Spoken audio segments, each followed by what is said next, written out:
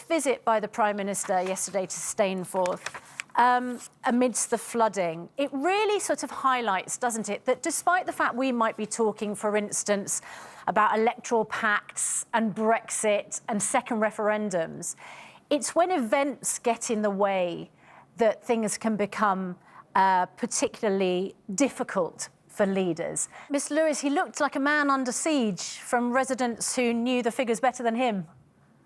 Oh, well, I couldn't see that. I mean, in your studio here, I couldn't see it, but I could hear it. You can hear it, and yes. one of the real challenges, a few years ago, I was the flood recovery minister. My own constituency back in 2013 was hit with a tidal surge and some flooding resulting from that.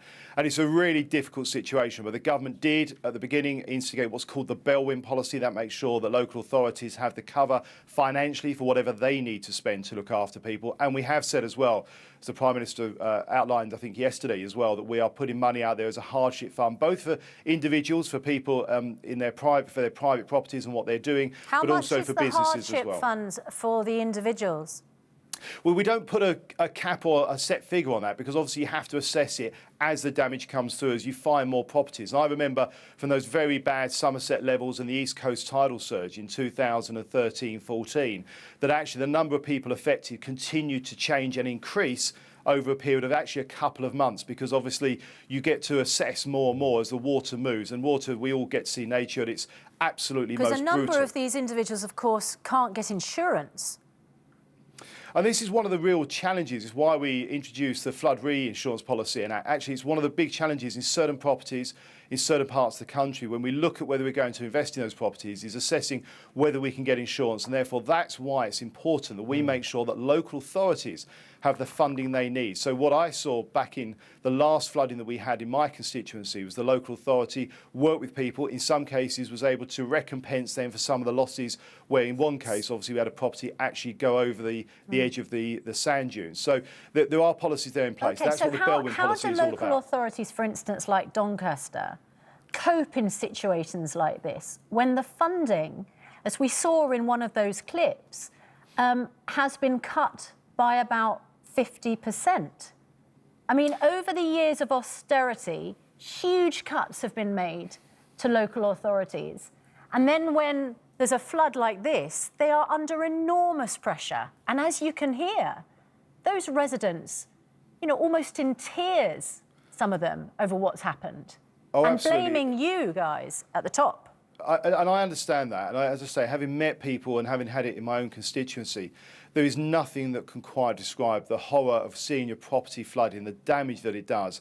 I think unless you've experienced it and seen it to understand just how brutal and damaging that nature and water can be is really difficult, and it's heartbreaking. So how do you to see it in explain action. to a council So that has what had we its do with budget cut by 50% since you have been in government, well, there's how it's supposed to cope? There's a couple of points on that, Susanna. First of all, look, I make no apologies for the fact that we had such a dreadful economic situation back in 2010 that we inherited, that we had to reduce spending so the country could get back gradually to living within its means. And local authorities are a huge part of the public sector expense. They're about 20% of everything that the government spends, and therefore it was right that they played their part. And there was a lot of efficiencies we could find. Some of the smaller local authorities, like my own, looked at how they could share management across areas to be more efficient. But when it comes to flooding... 50%, Mr. Lewis. I understand that. And it is right that we make sure that every penny of people's taxes that are paid spent efficiently and effectively.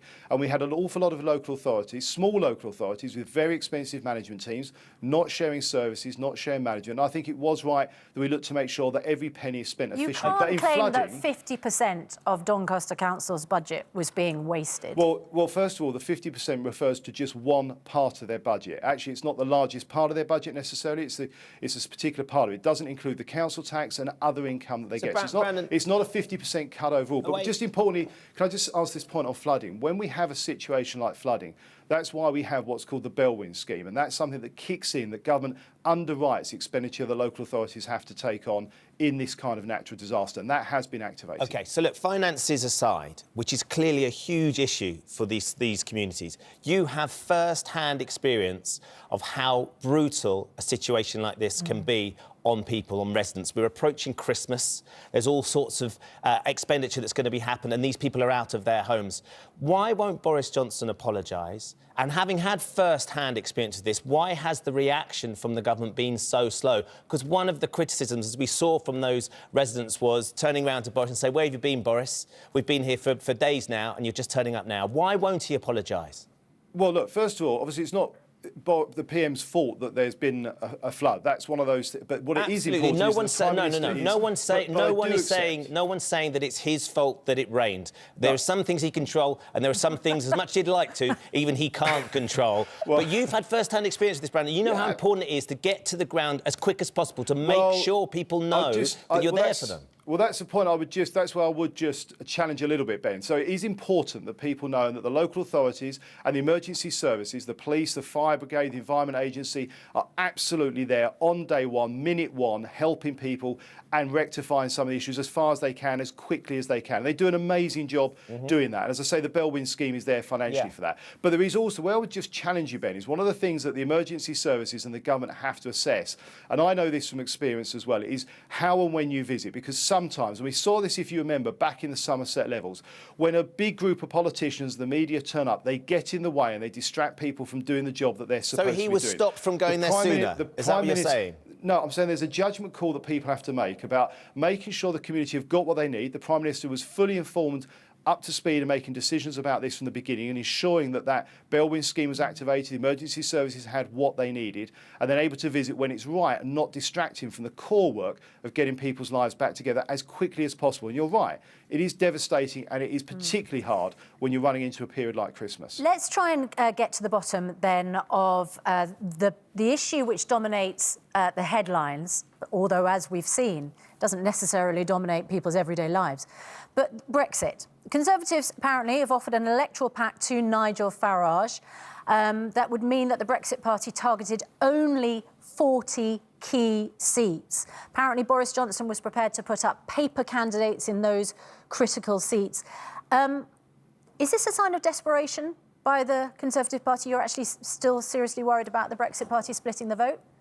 Look, there's no pacts. We are out there to get a Conservative majority. One of the things we're going to be continually making the case about is the fact that we need a clear majority in Parliament. We've all seen over the last year or two, certainly the last few months, the absolute mess Parliament, in a hung Parliament, has got itself into, that complete inability to make decisions and move forward. We need a good majority, we need a clear majority, and that's what we're working on. No pacts, just getting on and getting Conservatives elected.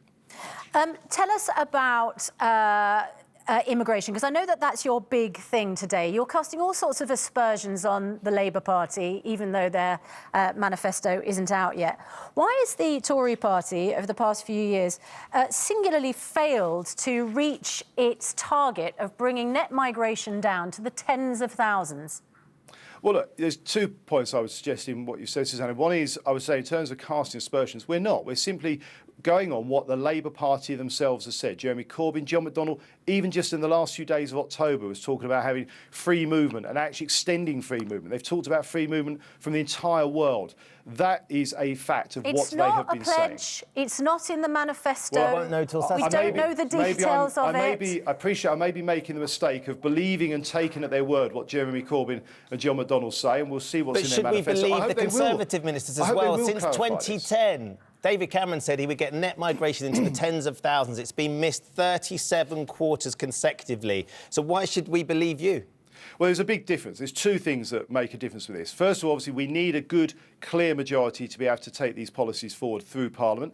But also, we need to have left the European Union, because until we leave the European Union, we have free movement from Europe. And we see where the figures are. It's just around 250,000 in the last year. But once we leave the European Union, we do literally take back control. And we can then have the British government decide, and the British people get to have a say on who that government is, decide on who comes into this country. And we want to make sure it's a government that's already promised to bring net migration down below 100,000 and wasn't able to do that. So, you know, what Ben's suggesting is we can't believe any of the promises. There's no credibility there.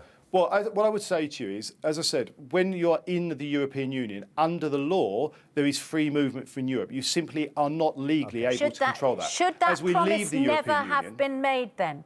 Because you're absolutely right. Freedom of movement has to happen under EU law. So why on earth was that promise even made? one of the huge frustrations over the last couple of years is we have failed to leave the European Union. I think many of your viewers are frustrated that we're still talking about Brexit. Well, we only had the referendum in 2016. You were already in government for 6 years before that.